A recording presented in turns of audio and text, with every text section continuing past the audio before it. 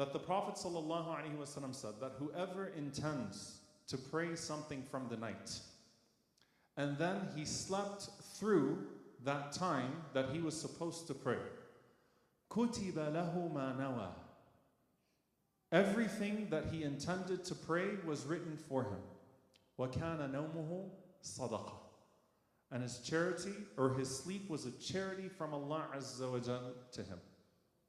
His sleep was a charity from Allah subhanahu wa ta'ala to him. How beautiful of a hadith. Whoever intends to pray something from the night, and then he sleeps through that period, حَتَّى أَصْبَحَ.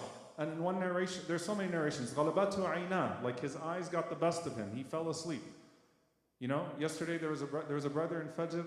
I'm not picking on you, but I thought he might have died in his sujood. He didn't get up from his sajda. We're all getting beat up in these last 10 nights. We're pushing ourselves.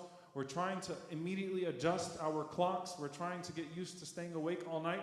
But your eyes get the best of you. Your body, you just doze off. And then you wake up. And by the time you try to get back into the mode, especially if you have intended that the last hour of the night you're going to spend it worshiping Allah subhanahu wa ta'ala.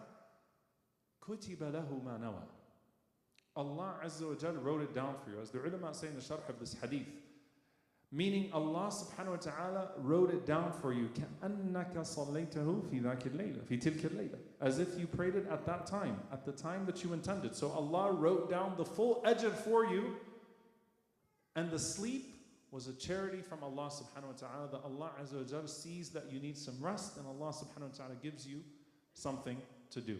And if you stand up then and pray even after Fajr, meaning after Al-Duha, then Allah Azza wa Jal will credit you even extra. The reason why I share this hadith is not just for the immediate practical benefit. That look, we're going to make plans, and we have to make plans, and we should adjust ourselves. That means taking a nap throughout the, at some point in the day if you can. That means not eating in a way that's, going to induce a food coma, right, at iftar. That means trying to put your habits in line so that you can stay up during the night and worship Allah subhanahu wa ta'ala. That means that if indeed you get to a point, as the Prophet ﷺ said, where you don't even know what you're saying anymore. It was the case of Zainab radiallahu anha outside of Ramadan, but the point still stands.